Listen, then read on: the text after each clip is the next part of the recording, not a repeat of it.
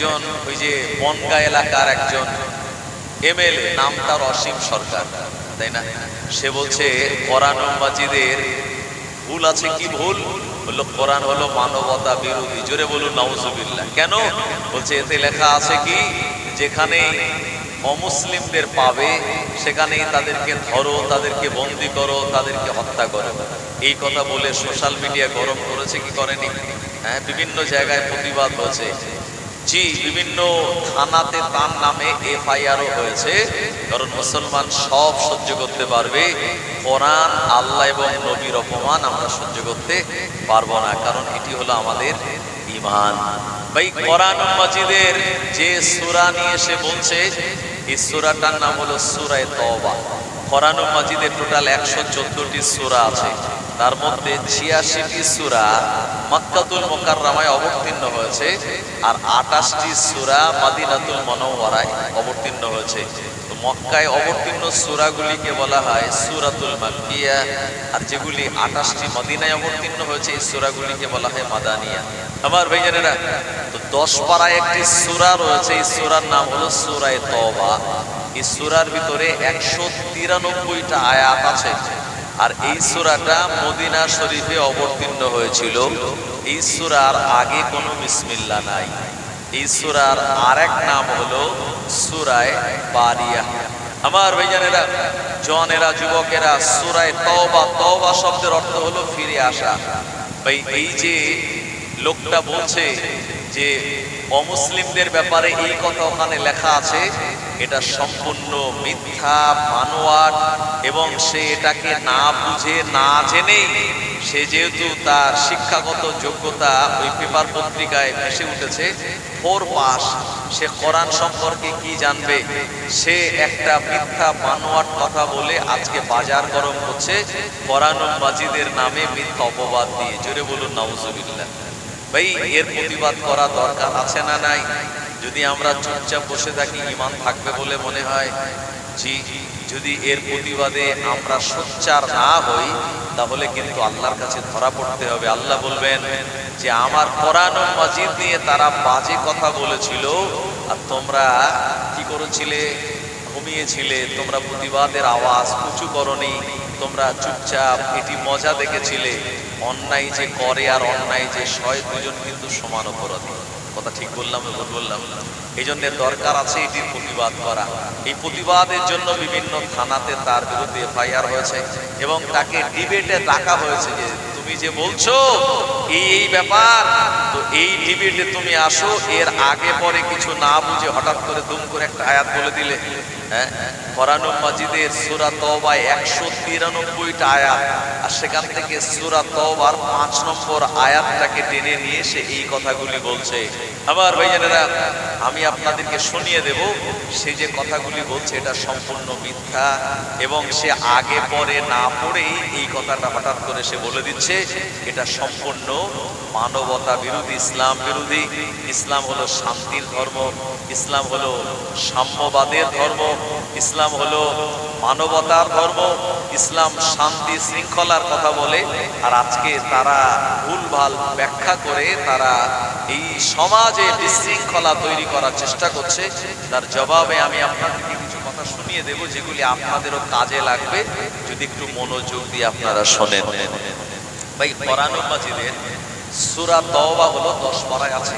এই সূরার আগে কিন্তু বিসমিল্লাহ নেই। সব সূরার আগে বিসমিল্লাহ আছে, কিন্তু সূরা তওবার আগে বিসমিল্লাহ নেই। কেন নেই? কারণ এই সূরাতে মহান আল্লাহ রাব্বুল আলামিন এমন কিছু কথা বলেছেন যেটা মক্কার কুফারে কুরাইশদের বিরুদ্ধে। কাদের বিরুদ্ধে? তৎকালীন সময় মক্কার কুফারে কুরাইশদের বিরুদ্ধে, কুফারে মক্কাদের বিরুদ্ধে। এবং এই সূরার ভিতরে 3 জন সাহাবী জানাদের উল্লেখ করে, মেনশন করে, তারা একটি যুদ্ধের ময়দানে যাওয়া থেকে নিজেদেরকে বিরত রেখেছিল। এই জন্য তাদের ব্যাপারেও ফায়সালা দেওয়া হয়েছে এই সূরার মধ্যে। আমার ভাইজানেরা, সূরা তওবা এটি 193টা আয়াত রয়েছে। তার 5 নম্বর আয়াতে আমার ভাইজানেরা, এই আয়াতের ভিতরে মহান আল্লাহ রাব্বুল আলামিন কুফারে মক্কাদের বিরুদ্ধে কিছু কথা বলেছেন। এখন ওই যে কথা আছে কি যে ওপর থেকে পড়লো 5-7, যার যেখানে ব্যথা তার সেখানে হাত, কথা আছে না? আবার ভাইজানেরা, আসলে এই সূরাটা নাজিল হওয়ার আগে এই সূরাটা কেন এই আয়াত আসলো, এগুলির প্রতিটা শানে চলে আছে না? আবার ভাইজানেরা, মুরব্বিয়ান বাবা, মৌমাছিকে আল্লাহর নবী মারতে নিষেধ করেছেন। কয়েকটা প্রাণী মারা নিষেধ আছে। প্রথম নম্বর হলো মৌমাছি, দ্বিতীয় নম্বর হলো ব্যাঙ। তো ব্যাঙ কেন মারা যাবে না? হাদিস এসছে, ইব্রাহিম নবীর জন্য নমরুদ যখন আগুন জ্বালিয়েছিল, ব্যাঙ গিয়ে পেশাব করে দিয়েছিল। তাকে জিজ্ঞেস করা হলো, তুমি পেশাব করলে কেন? তো বলছে, যাতে এই নমরুদের আগুনের ঝাঁস কমে যায়, পাওয়ার কমে যায়। আচ্ছা বলুন তো, ব্যাঙের পেশাব কত ছোট অল্প, আর সেই ব্যাঙের পেশাবে কি নমরুদের বিরাট আগুনের অগ্নিকুণ্ড নিভে যাবে? নিভবে না। কিন্তু তার নিয়ত ভালো ছিল, এই জন্যে প্রিয় নবী বলেছেন, তোমরা ব্যাঙ মারবে না। এ নবী ভালোবাসতো এবং নবীর প্রিয় হলো এই ব্যাঙ। জোরে বলেন সুবহানাল্লাহ।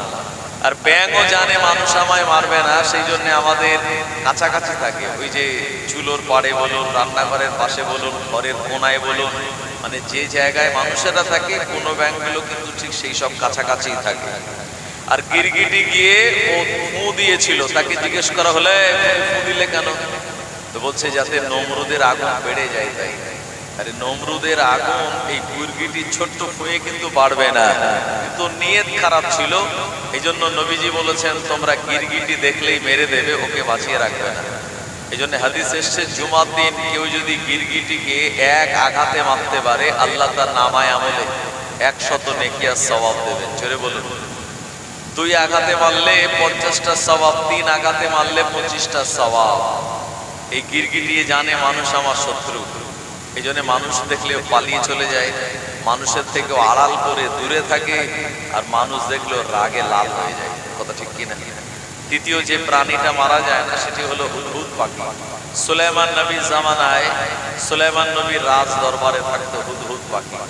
চতুর্থ যে প্রাণীটা মারা নবীজি নিষেধ করেছেন, সেটি হলো সোয়াত নামক একটি পাখি, যেটি আদম নবীকে শ্রীলঙ্কা থেকে জেদ্দা পর্যন্ত রাস্তা দেখে এনেছিল।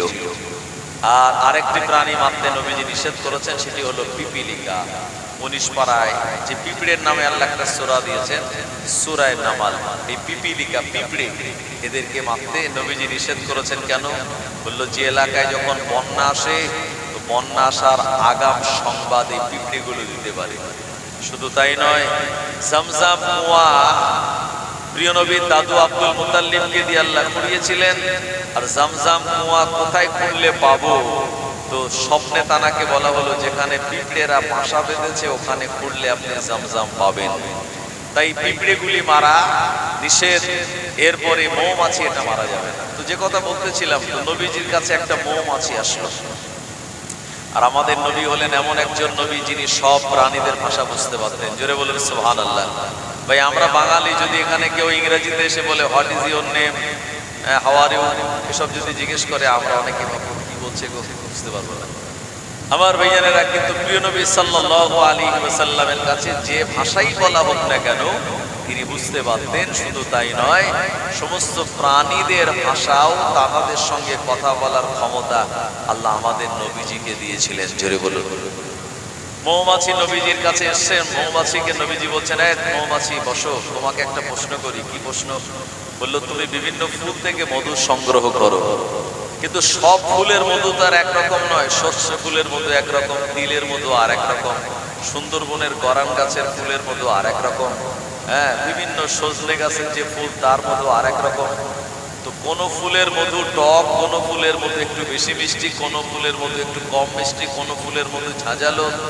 কিন্তু চাকে যখন রাখো একই রকমের স্বাদের হয় কি করে? মৌমাছি জবাব দিয়ে বলেছিল, ইয়া রাসূলুল্লাহ, হাবিবাল্লাহ হুজুর, বিভিন্ন ফুল থেকে মধু সংগ্রহ করে যখন চাকে রাখি, তো আমরা আপনার শানে দরুদ শরীফ পড়তে পড়তে চাকে রাখি মধুগুলি, আর আল্লাহ আপনার এই বরকতে, দরুদ শরীফ পড়ার বরকতে, বিভিন্ন স্বাদের মধুগুলিকে একরকম স্বাদের বানিয়ে দেন। জোরে বলুন। আর একটু জোরে হবে না? সেই দরুদ শরীফ নবীজির শানে উচ্চ আওয়াজে মুহাব্বতের সঙ্গে তেলাওয়াত করুন। আল্লাহুম্মা সাল্লি আলা সাইয়্যিদিনা ওয়া আলা আলি سیدنا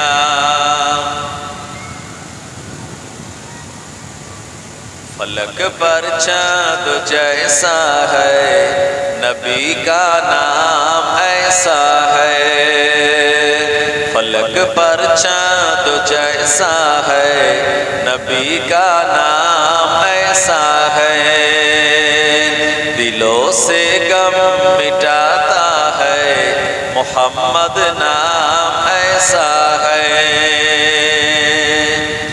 یہ دل جب غم گمارا ہو محمد یاد آتا ہے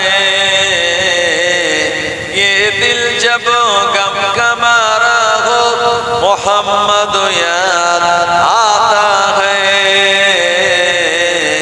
جدا جب کوئی پیارا ہو محمد یاد آتا ہے فلک پر چاند جیسا ہے نبی کا نام ایسا ہے دلوں سے غم مٹاتا ہے محمد نام ایسا ہے اللہم صلی علی خوب محبت پڑھیں وعلی آل سیدنا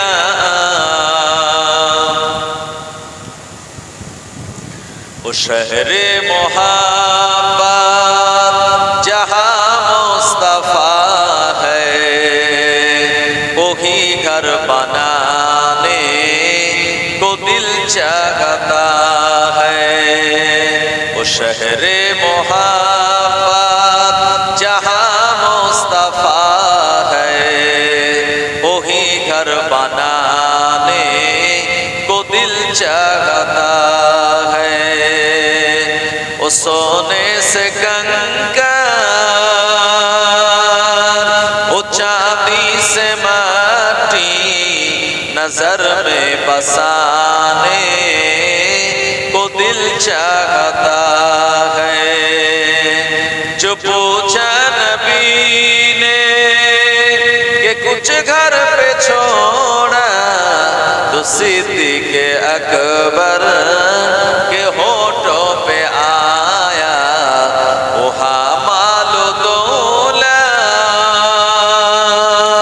کہ کیا گئے حقیقت جہاں جا لٹانے کو دل چاہتا ہے وہ شہر محبت جہاں مصطفیٰ ہے وہی گھر بنانے کو دل چاہتا ہے اللہم صلی علی سیدنا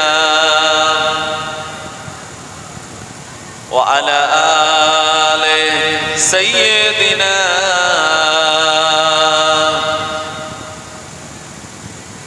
সম্মানীয় উপস্থিত পরহেজগার দিনদার আল্লাহওয়ালা আমার সম্মুখে বসে থাকা মুরব্বিয়ান বাবাজিগণেরা সমবয়স্ক জোয়ান যুবক ভাইয়েরা স্নেহের ছোট ছোট সোনা মানিকেরা পর্দার অন্তরালে অবস্থিত পর্দানুসীন আমার মাজান ও বোনেরা আমার আগে আপনাদের কাছে যিনি আলোচনা করেছেন আপনাদের গ্রামের যোগ্যতম সুসন্তান জনাব আলহাজ মাওলানা শাহানুর সেলিম ভাই সাহেব এবং তানারও আগে যিনি আলোচনা রেখেছেন আমার অনেক দিনের পুরানো বন্ধু জনাব আলহাজ মাওলানা তরিকুল ইসলাম সাহেব এবং আপনাদের গ্রামের সম্মানীয় ইমাম সাহেব সবাইকে আমার পক্ষ থেকে জানাই আন্তরিক মোবারক মহান আল্লাহ রাব্বুল আলামিনের পাক দরবারে ইলাহিতে আমরা শুকরিয়া আদায় করি যে আল্লাহ পাক আমাদেরকে আরবি 1447 হিজরির সপ্তমতম মাস মাহে রজবের চাঁদের 9 তারিখ শেষ করে 10 তারিখের রজনীতে কোরআন ও হাদিস থেকে কিছু আলোচনা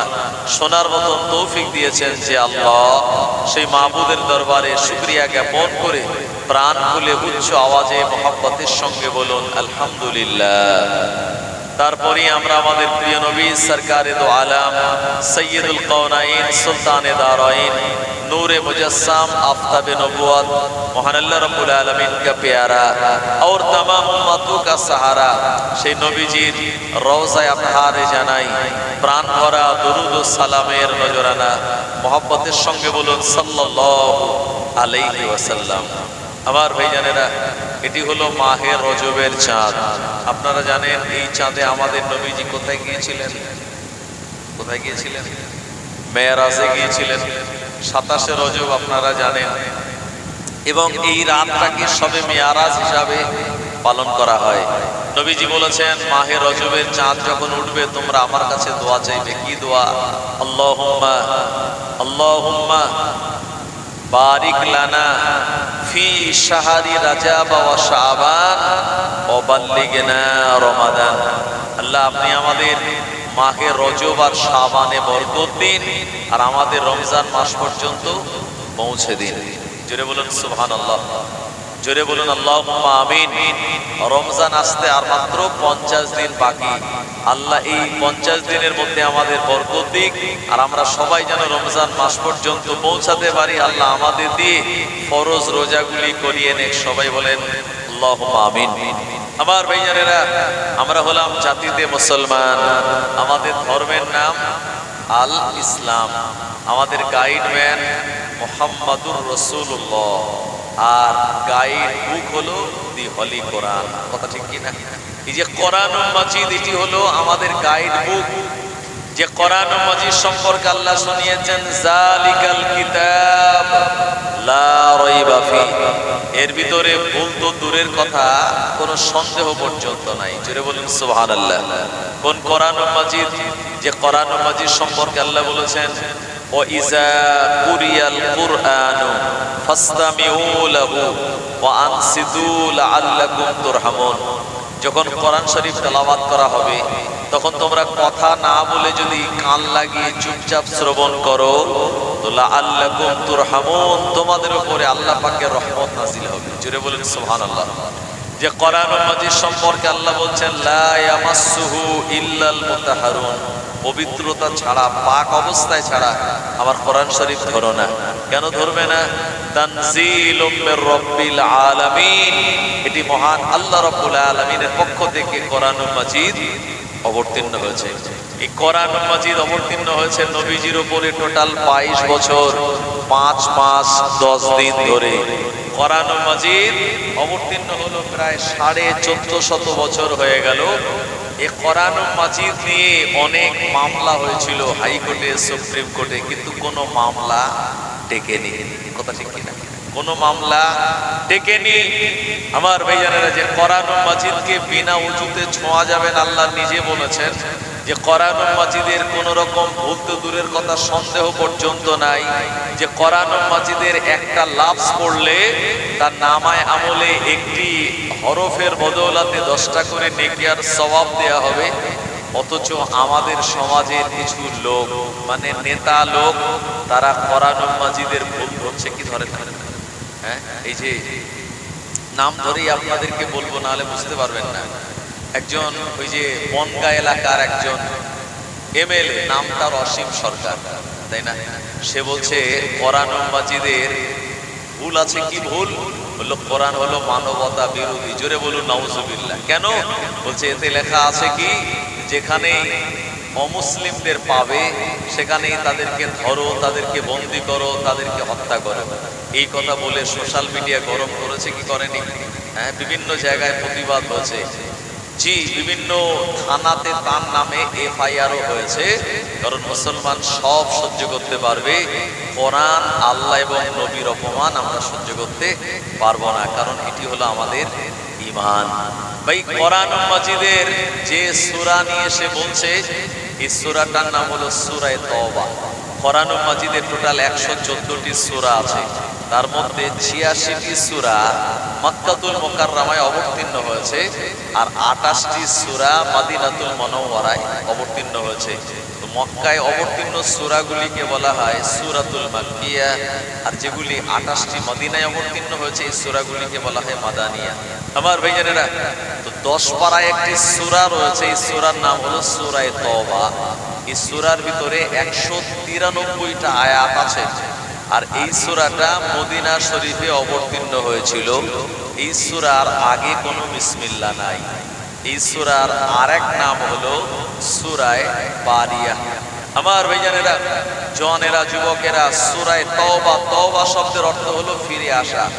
ভাই, এই যে লোকটা বলছে যে অমুসলিমদের ব্যাপারে এই কথা ওখানে লেখা আছে, এটা সম্পূর্ণ মিথ্যা, বানোয়াট, এবং সে এটাকে না বুঝে না জেনেই, সে যেহেতু তার শিক্ষাগত যোগ্যতা ওই পেপার পত্রিকায় ভেসে উঠেছে 4 পাস, সে কোরআন সম্পর্কে কি জানবে, সে একটা মিথ্যা বানোয়াট কথা বলে আজকে বাজার গরম করছে কোরআনুল মাজিদের নামে মিথ্যা অপবাদ দিয়ে। জোরে বলুন নাউজুবিল্লাহ। ভাই, এর প্রতিবাদ করা দরকার আছে না নাই? যদি আমরা চুপচাপ বসে থাকি ঈমান থাকবে বলে মনে হয়? জি, যদি এর প্রতিবাদে আমরা সোচ্চার না হই তাহলে কিন্তু আল্লাহর কাছে ধরা পড়তে হবে। আল্লাহ বলবেন যে আমার কোরআনুল মাজিদ নিয়ে তারা বাজে কথা বলেছিল আর তোমরা কি করেছিলে? ঘুমিয়েছিলে, তোমরা প্রতিবাদের আওয়াজ উঁচু করনি, তোমরা চুপচাপ এটি মজা দেখেছিলে। অন্যায় যে করে আর অন্যায় যে সয়, দুজন কিন্তু সমান অপরাধী। কথা ঠিক বললাম না ভুল বললাম? এই জন্য দরকার আছে এটির প্রতিবাদ করা। এই প্রতিবাদের জন্য বিভিন্ন থানাতে তার বিরুদ্ধে এফআইআর হয়েছে এবং তাকে ডিবেটে ডাকা হয়েছে যে তুমি যে বলছো এই ব্যাপার, তো এই ডিবেটে তুমি আসো। এর আগে পরে কিছু না বুঝে হঠাৎ করে দুম করে একটা আয়াত বলে দিলে। হ্যাঁ, কোরআনুল মাজিদের সূরা তওবায় 193টা আয়াত, আর সেখান থেকে সূরা তওবার 5 নম্বর আয়াতটাকে টেনে নিয়ে সে এই কথাগুলি বলছে। আমার ভাইজানেরা, আমি আপনাদেরকে শুনিয়ে দেব সে যে কথাগুলি বলছে এটা সম্পূর্ণ মিথ্যা, এবং সে আগে পরে না পড়েই এই কথাটা হঠাৎ করে সে বলে দিচ্ছে। এটা সম্পূর্ণ মানবতা বিরোধী, ইসলাম বিরোধী। ইসলাম হলো শান্তির ধর্ম, ইসলাম হলো সাম্যবাদের ধর্ম, ইসলাম হলো মানবতার ধর্ম, ইসলাম শান্তি শৃঙ্খলার কথা বলে। আর আজকে তারা ভুলভাল ব্যাখ্যা করে তারা এই সমাজে বিশৃঙ্খলা তৈরি করার চেষ্টা করছে। তার জবাবে আমি আপনাদেরকে কিছু কথা শুনিয়ে দেব যেগুলি আপনাদেরও কাজে লাগবে যদি একটু মনোযোগ দিয়ে আপনারা শোনেন। ভাই, কোরআনুল মাজিদের সূরা তওবা হলো 10 পারায় আছে। এই সূরার আগে কিন্তু বিসমিল্লাহ নেই। সব সূরার আগে বিসমিল্লাহ আছে, কিন্তু সূরা তওবার আগে বিসমিল্লাহ নেই। কেন নেই? কারণ এই সূরাতে মহান আল্লাহ রাব্বুল আলামিন এমন কিছু কথা বলেছেন যেটা মক্কার কুফারে কুরাইশদের বিরুদ্ধে। কাদের বিরুদ্ধে? তৎকালীন সময় মক্কার কুফারে কুরাইশদের বিরুদ্ধে, কুফারে মক্কাদের বিরুদ্ধে। এবং এই সূরার ভিতরে 3 জন সাহাবী জানাদের উল্লেখ করে, মেনশন করে, তারা একটি যুদ্ধের ময়দানে যাওয়া থেকে নিজেদেরকে বিরত রেখেছিল। এই জন্য তাদের ব্যাপারেও ফায়সালা দেওয়া হয়েছে এই সূরার মধ্যে। আমার ভাইজানেরা, সূরা তওবা এটি 193টা আয়াত রয়েছে, তার 5 নম্বর আয়াতে আমার ভাইজানেরা এই আয়াতের ভিতরে মহান আল্লাহ রাব্বুল আলামিন কুফারে মক্কাদের বিরুদ্ধে কিছু কথা বলেছেন। এখন ওই যে কথা আছে কি যে ওপর থেকে পড়লো 5-7, যার যেখানে ব্যথা তার সেখানে হাত, কথা আছে না? আবার ভাইজানেরা, আসলে এই সূরাটা নাজিল হওয়ার আগে এই সূরাটা কেন এই আয়াত আসলো, এগুলির প্রতিটা শানে নজুল আছে না নাই? আমার ভাইজানেরা, মুরব্বিয়ান বাবাজি গণেরা, প্রিয় নবী সাল্লাল্লাহু আলাইহি ওয়াসাল্লামের টোটাল নবুয়তের জিন্দেগি হলো কোরআনুল মাজিদ আসার পরে জিন্দেগি হলো 23 বছর। 13 বছর হলো মক্কার জিন্দেগি, আর 10 বছর হলো মদিনাতুল মুনাওয়ারার জিন্দেগি। আল্লাহ নবী দিন ও দুনিয়ার বাদশাহ নবী পাক সাল্লাল্লাহু আলাইহি ওয়াসাল্লামের নিজের জন্মভিটা হলো মক্কাতুল মুকাররমা। এই জায়গাতে নবী আমার আল্লাহ তাআলার একত্ববাদের বাণীর দাওয়াত তিনি দিচ্ছিলেন। আল্লাহ নবী জানিয়ে দিলেন, লা ইলাহা ইল্লাল্লাহ মুহাম্মাদুর রাসূলুল্লাহ।